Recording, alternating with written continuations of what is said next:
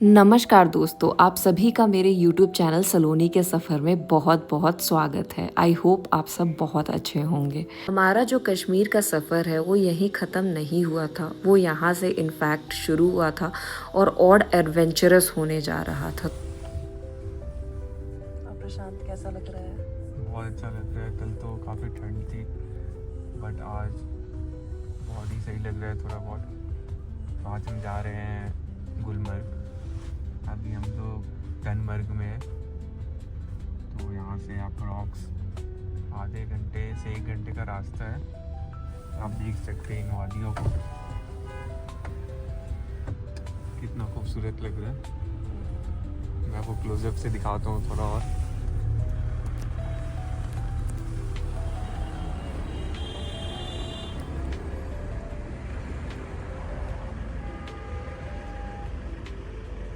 तो कश्मीर में हमारा डे 2 का सफ़र होने वाला था तनमर्ग और गुलमर्ग। तो हम लोगों ने सोचा कि इसे थोड़ा एडवेंचरस बनाया जाए और दिन की शुरुआत एक बहुत अच्छे आइस बाइकिंग से की जाए। तो मैं यहाँ पे आइस बाइकिंग पे बैठी थी एंड आई स्वेयर मैं कुछ बोल भी नहीं पा रही थी बिकॉज इतना ज़्यादा ठंड लग रहा था, but at the same time बहुत ज़्यादा तो अगेन यहाँ पे मैं आपको बता दूँ कि यहाँ पे तनमर्ग जो घूमने का जगह है, यहाँ पे भी सेम यूनियन का ही चलता है। तो हम लोगों ने 2 आइस बाइक्स के लिए ऑलमोस्ट 4K दिया था, जिससे हम लोग 2-3 स्पॉट, कुछ व्यू पॉइंट्स और एक बहुत अच्छा और फेमस वाटरफॉल है यहाँ पे, जैसा कि आप देख सकते हैं, फ्रोज़न वाटरफॉल। तनमर्ग में हमारा मेन मोटो था कि हमें ये इंस्टाग्राम वर्दी जो है, जो हम लोगों ने इंस्टाग्राम रील्स पे बहुत देखा हुआ था ड्रंग वाटरफॉल के बारे में, जो कि one of the most beautiful frozen waterfall माना जाता है, जिसे बहुत लोग यहाँ पे बस इसे देखने के लिए आते हैं। तो हम लोगों ने सोचा कि चलो ये एक्सपीरियंस भी कर लिया जाए। तो हम लोग फाइनली फ्रोज़न वाटरफॉल जिसका नाम है ड्रंग वाटरफॉल के पास थे।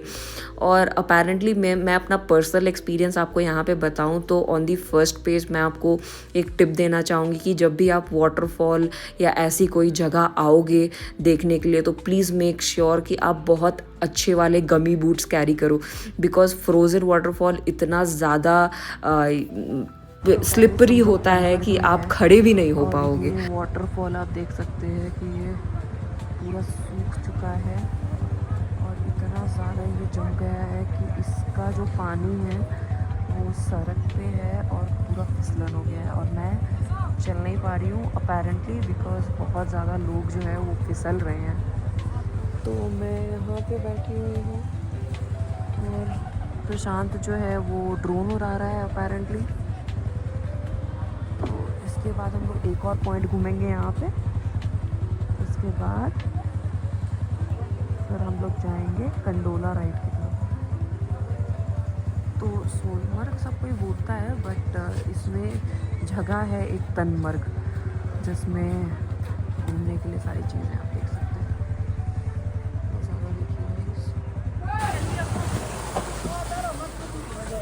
आप भी करेगा सजी ये वाला राइड, आप भी करेगा मैडम ये वाला राइड।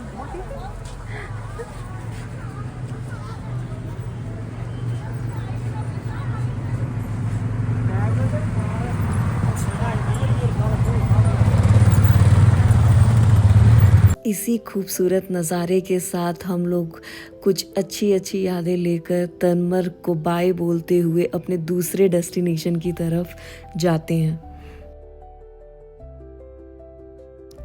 तनमर्ग, जिसका दूसरा नाम सोनमर्ग भी है, ये अपने इसी वाटरफॉल के लिए बहुत ज़्यादा फेमस है। तो हम लोगों ने सोचा कि ये वाटरफॉल देख लेते हैं। और सुबह का टाइम था, ऑलमोस्ट 7 या 8 कुछ ऐसे बज रहे थे।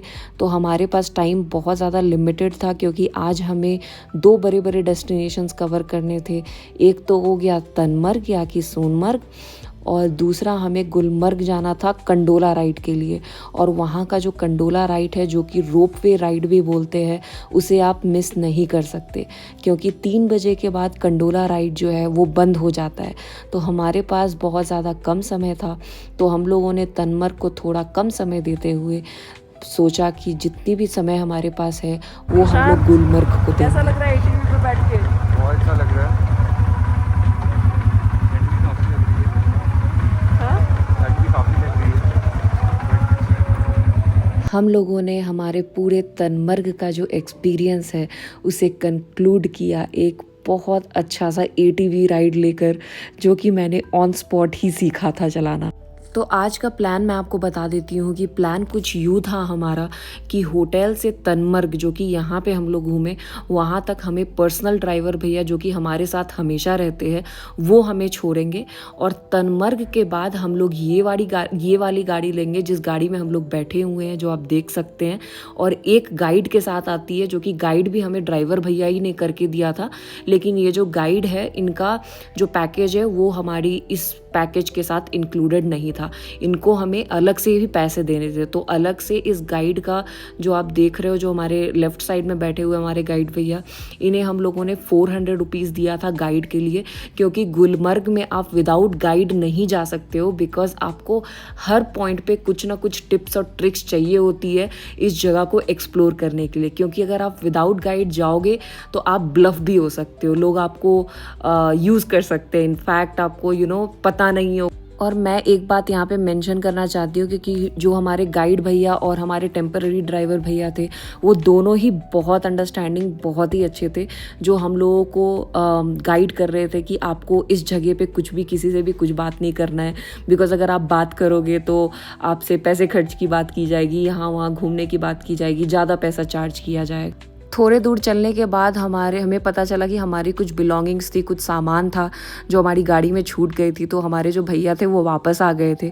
उसके बाद हमारे ड्राइवर भैया ने बोला कि चलो अब आ ही गए हैं तो आपको और आगे तक छोड़ देते, ताकि आपको ज़्यादा मेहनत से इतना चलना ना पड़े। तो हम लोगों को ये जेस्चर बहुत अच्छा लगा। ऑल्दो गाड़ी आगे तक जाती नहीं है, बट ये झूठ बोलकर और कैसे कैसे करके इन लोग ये हमें आगे तक ले गए।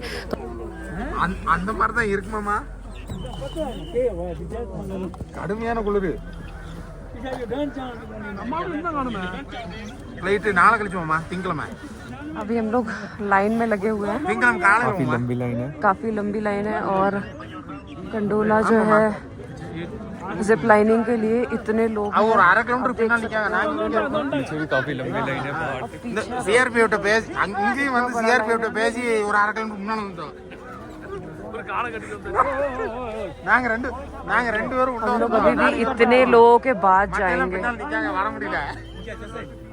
तो कंडोला राइड के लिए आप देख सकते हैं कि कितनी भीड़ लगी थी। ऑलमोस्ट 2 घंटे क्यू में खड़े रहने के बाद हमारा टर्न आया था इस राइड को करने के लिए। और मैं आपको यहाँ पे इन्फॉर्मेशन दे दूँ कि इस राइड का जो टिकट है वो ऐसे मिलना तो बहुत ही मुश्किल था मैनुअली। तो सिंस हम लोग मेक माई ट्रिप के पैकेज के थ्रू आए थे, तो ये वाली राइड्स की जो टिकट थी वो हमारी ऑलरेडी कंफर्म थी।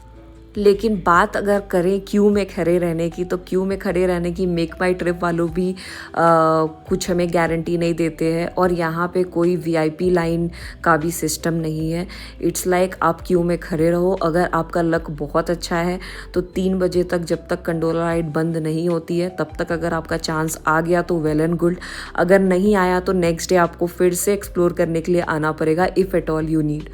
तो ये जो रोपवे राइड है ये तो बहुत ज़्यादा कॉमन है दार्जिलिंग में, और मैंने ये ऑलरेडी करी हुई है। बट मैं यहाँ के लिए बहुत ज़्यादा एक्साइटेड थी कि देखते हैं कि अगर लोग इतने ज़्यादा क्यू में 2-2, 3-3 घंटे तक खड़े हुए तो ये राइड कैसा होने वाला है।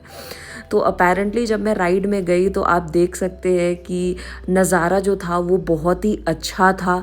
लेकिन हमें बाद में पता चलता है कि इस राइड से भी ज़्यादा इंटरेस्टिंग अगर कुछ एक्टिविटी है तो जब हमें कंडोला राइड के थ्रू ऊपर ले जाया जाएगा पीक से, तो ऊपर से नीचे उतरने के लिए भी रोपवे राइड होती है। और एक और भी बहुत सारी चीज़ें होती है, या तो आप ATV के थ्रू भी आ सकते हो, नहीं तो आप स्लेजिंग करके भी आ सकते हो। हम लोगों ने ऐसा प्लान इसलिए भी बनाया क्योंकि हम लोगों के लिए लगा कि ये जो रोपवे का राइड है ये बहुत बेसिक है, क्योंकि ये जैसे सीनियर सिटीजन्स हो गए या फिर जिसको एडवेंचर नहीं करना है उन लोगों के लिए बहुत अच्छा एक्सपीरियंस रहेगा। हमारे लिए भी काफ़ी अच्छा एक्सपीरियंस था, बट हमें कुछ एडवेंचरस, कुछ बॉडीली एक्टिविटीज़ चाहिए थी। तो हम लोगों ने सोचा कि हम लोग इस खूबसूरत नज़ारे के लिए हम लोग जा तो रहे हैं रोपवे के थ्रू, लेकिन आते वक्त हम लोग पक्का या तो ATV लेंगे नहीं तो स्लेजिंग लेंगे। तो हम लोगों ने फाइनली ये कंक्लूड किया कि हम लोग स्लेजिंग के थ्रू आएंगे। और ये आप गुलमर्ग में देख सकते हैं कि ऊपर से नीचे तक ऑलमोस्ट 13 किलोमीटर नीचे तक आप स्लेजिंग के थ्रू आओगे तो कितना मज़ा आएगा। तो हम लोगों ने स्लेजिंग चूज़ करी।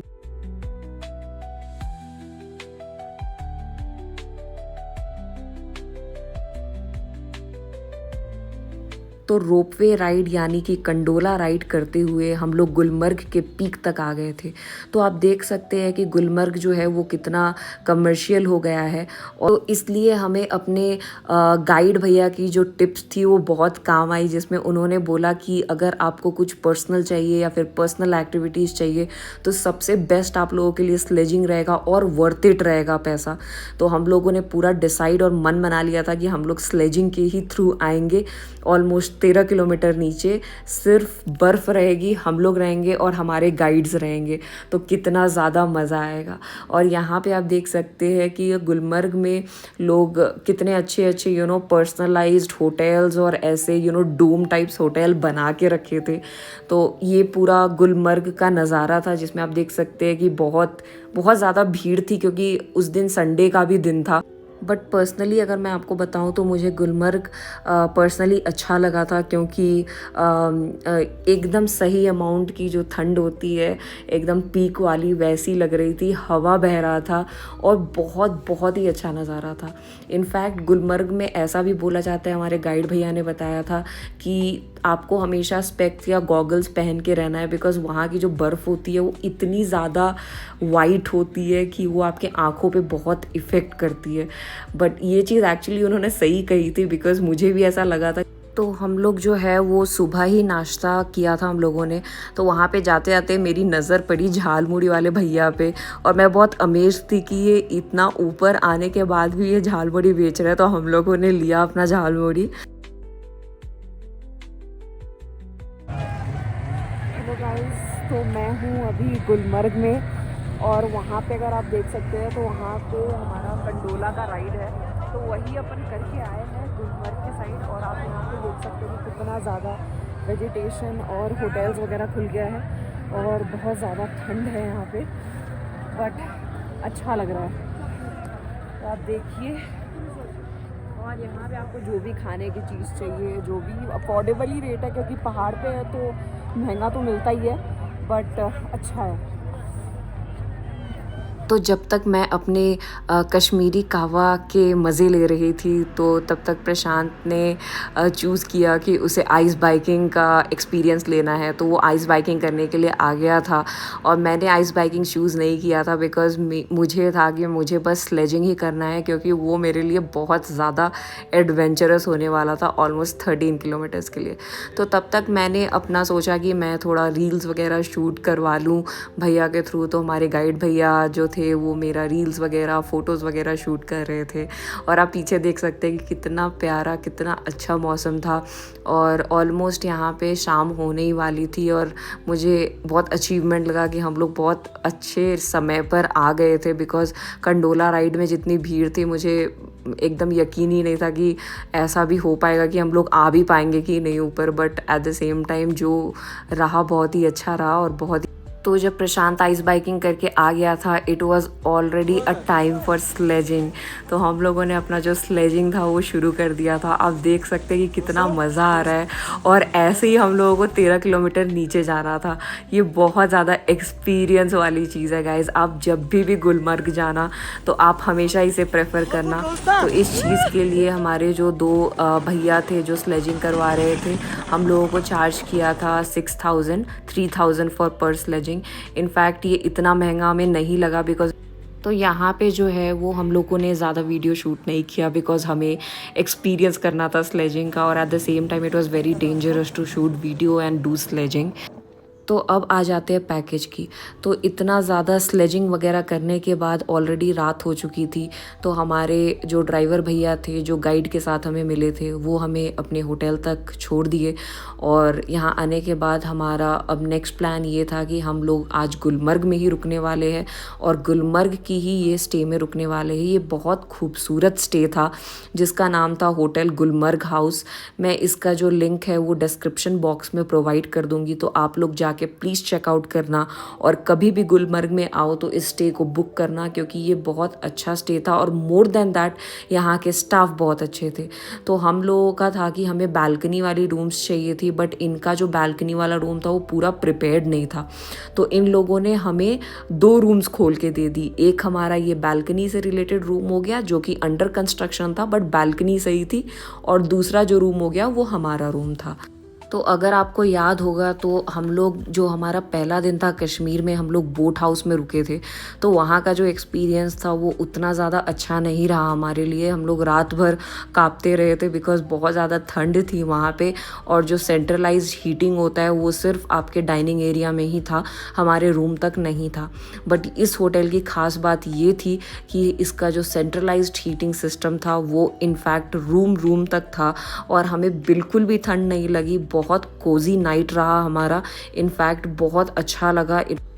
तो आज रात के लिए हम लोग बहुत ज़्यादा एक्साइटेड थे, इसलिए भी क्योंकि हम लोगों ने जो भी कंटेंट अपना शूट किया था उसे हम लोग रीप्ले करके देखने वाले थे कि कौन सा कैसा शूट होने वाला है, थोड़े बहुत एडिट्स करने वाले थे।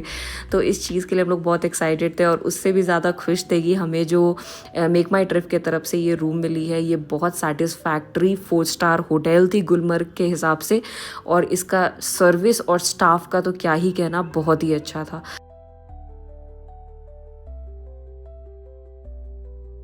हम लोग रूम में आ चुके हैं और हम लोग वीडियोस का एडिटिंग कर रहे हैं थोड़ा थोड़ा, और हमारा हनी चिली पोटैटो भी चल रहा है साथ साथ में, और बहुत कोजी है सब कुछ।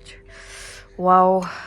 तो रात भर बहुत ज़्यादा ठंडी रही, बट हमें थोड़ा सा भी फील नहीं हुआ, और दिन की शुरुआत होती है एक बहुत अच्छे व्यू के साथ इस होटल के साथ। और तो आज का जो दिन था वो हमारे लिए बहुत ख़ास था। ऑन फर्स्ट पॉइंट कि हम लोग ऑलरेडी पीक डेज पे थे हमारे कश्मीर ट्रिप के लिए, और बहुत सारी एक्टिविटीज़ थी जो कि इनलाइन थी, और एट द सेम टाइम हमारे पर्सनल वाले ड्राइवर भैया भी आ गए थे, तो उन्हें देखकर हम लोग बहुत खुश हुए। और आज हमें ट्रैवल करना था सोनमर्ग के लिए। तो उसके लिए guys I am really sorry, आपको थोड़ा सा वेट करना पड़ेगा मेरे नेक्स्ट वीडियो के लिए, जिसमें मैं आपको बताऊंगी कि हमारा जो सोनमर्ग का एंटायर एक्सपीरियंस था कश्मीर में वो कैसा रहा। तो तब तक के लिए आपको मेरे YouTube चैनल पे बने रहना पड़ेगा, ताकि मैं आपको बता सकूं हमारे सोनमर्ग का experience. Till then take care, tata, bye bye.